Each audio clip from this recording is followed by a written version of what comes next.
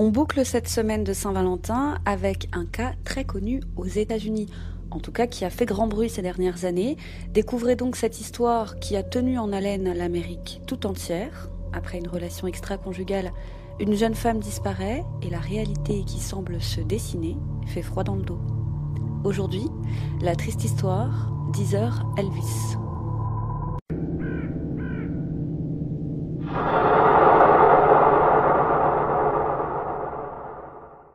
Activez la cloche de notification, abonnez-vous pour plus de vidéos inédites et surtout, likez si le cœur vous en dit.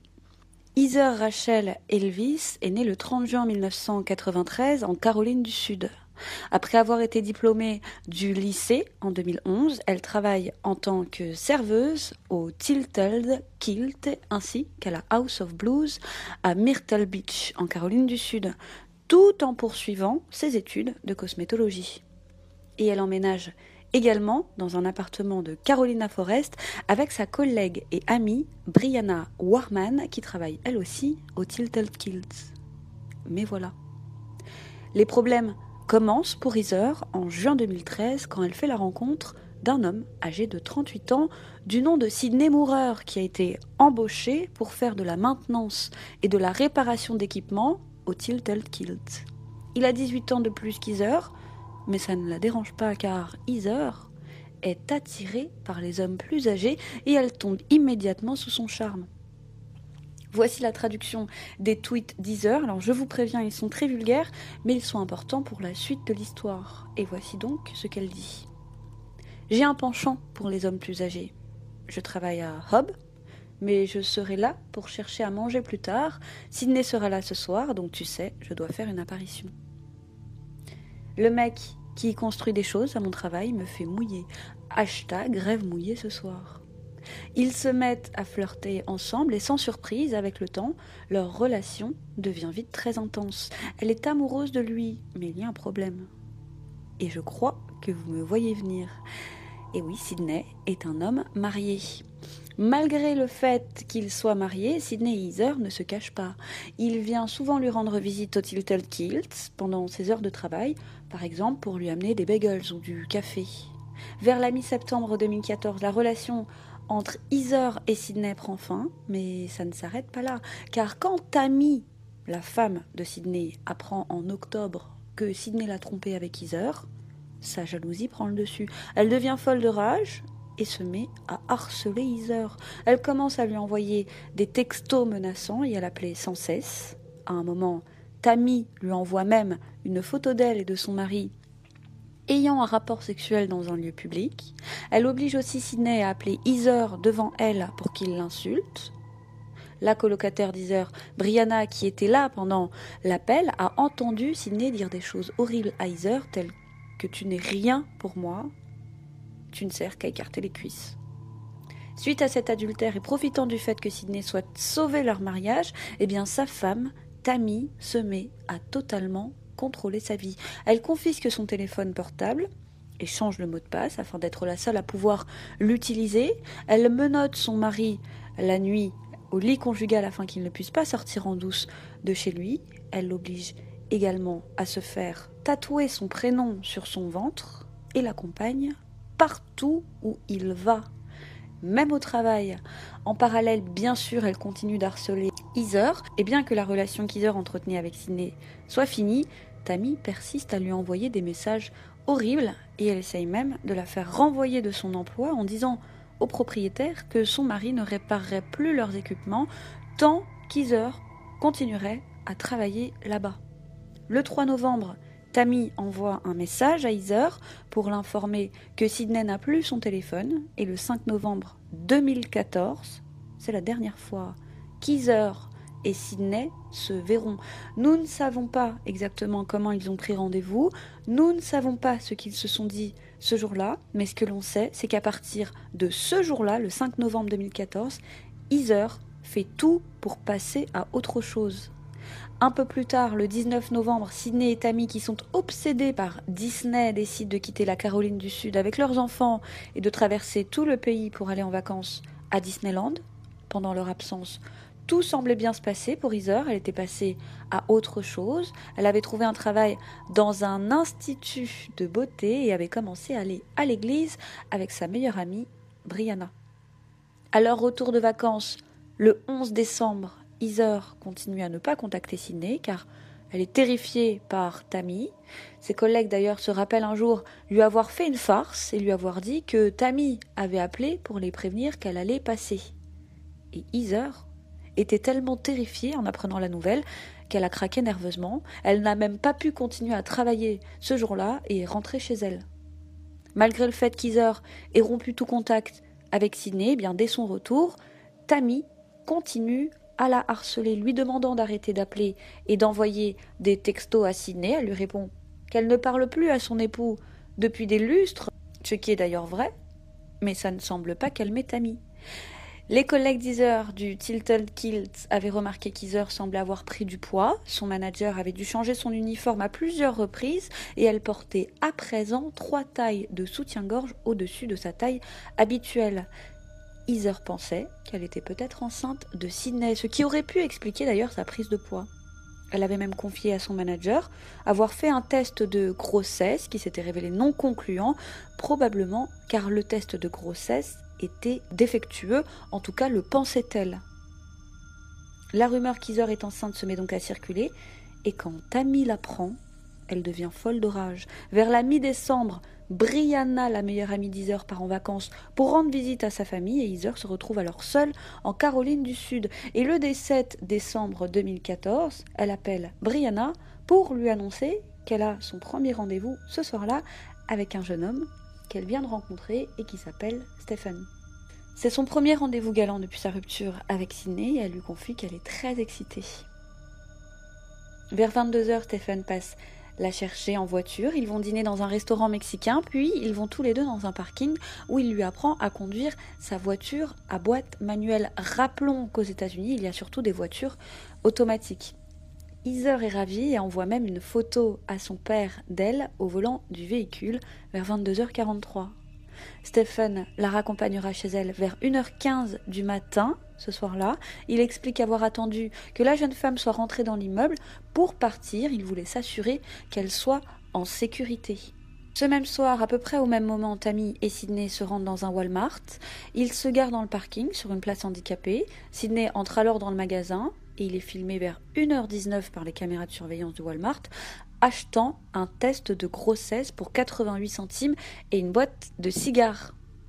Il quitte ensuite le Walmart et conduit jusqu'à une station-service et bizarrement, il se gare en face de la station-service alors que le parking de la station-service est vide. Vers 1h35, une caméra de surveillance filme Sydney traverser la rue et appeler Heather d'un téléphone public situé dans la station-service. Ils auront ensemble une conversation de 4 minutes. Suite à cet appel, Heather appelle Brianna pour lui dire que Sydney vient juste de l'appeler pour lui annoncer qu'il allait quitter Tammy et qu'il voulait qu'elle vienne le voir.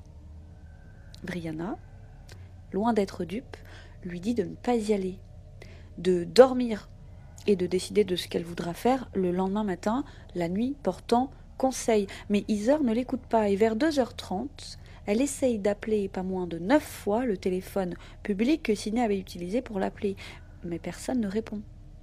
Elle l'appelle ensuite sur son téléphone portable, ce qu'elle n'avait pas fait d'ailleurs depuis 2 mois, mais là encore, pas de réponse. À partir de là, nous retracerons les mouvements d'Heather grâce au bornage de son téléphone portable. Il semble qu'ensuite Heather se soit rendue au Longbeards Bar and Grill à Carolina Forest, où elle serait restée 15 minutes. Ensuite, vers 2h57, son téléphone se dirige vers Augusta Plantation Drive, puis fait demi-tour, direction le Longbeards Bar à nouveau, où elle reste 15 minutes.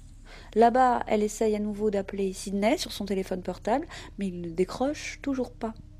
Elle retourne alors chez elle, et en 5 minutes, elle est déjà de retour à son domicile.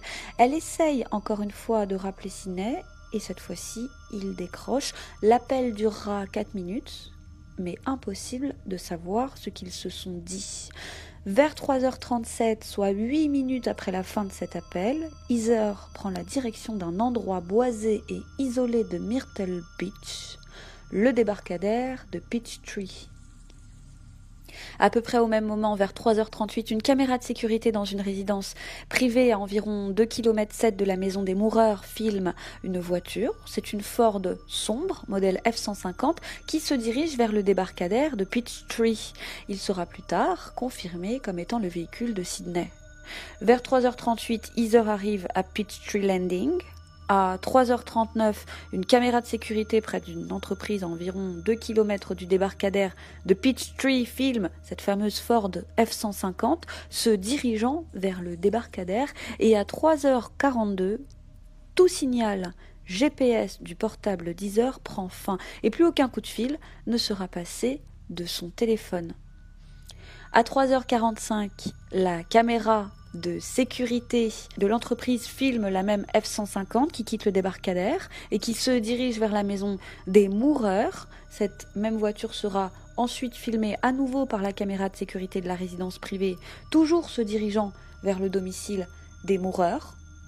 24 heures plus tard, le véhicule d'Heather sera retrouvé par la police abandonné au débarcadère et comme la voiture est enregistrée au nom de son père, c'est lui qui est contacté par la police pour qu'il vienne la récupérer. Et quand il arrive sur les lieux, le père, Terry, qui a un double des clés, ouvre la portière.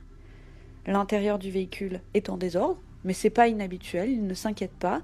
Cependant, il se rend compte que la clé, le sac et le téléphone de sa fille ont disparu, sans compter que sa fille elle-même a disparu. Il conduit le véhicule jusque chez la jeune femme, ce qui malheureusement a probablement détruit de nombreuses preuves, puis il va immédiatement au poste de police déclarer la disparition de sa fille. Terry essaiera d'appeler Heather à de nombreuses reprises, mais il tombera toujours sur le répondeur. La police se met d'ailleurs tout de suite à la recherche de la jeune femme et 3 jours après la disparition, soit le 20 décembre, la police commence à penser que quelque chose de grave a dû lui arriver. Mais revenons un peu en arrière, le 18 décembre, donc c'est le matin suivant la disparition d'Heather, le couple, Tammy et Sydney, agissent comme si Sydney n'avait jamais eu de liaison. Alors, Sydney récupère son téléphone, il n'est plus enfermé la nuit, il peut à présent en sortir, comme avant l'histoire avec Heather. Stephen Schiraldi étant la dernière personne connue à avoir vu Heather est interrogé par la police et d'ailleurs il se montre très coopératif. Il accepte de passer au détecteur de mensonges et il est rapidement retiré de la liste des suspects. Des fouilles sont organisées autour du débarcadère et dans l'eau pour essayer de retrouver Heather, mais ça ne donne rien. En découvrant les vidéos de surveillance et en sachant que Sydney conduit une Ford F-150 toute neuve, la police se concentre alors sur les Moureurs, les seuls qui avaient un mobile pour faire disparaître Heather. Grâce aux vidéos de surveillance, la police a suffisamment d'éléments pour les emmener au commissariat afin de les y interroger. Durant leur interrogatoire, on leur demande ce qu'ils faisaient le matin du 18 décembre. Ils expliquent à la police qu'ils avaient eu des relations sexuelles à l'intérieur de leur véhicule un peu partout en ville.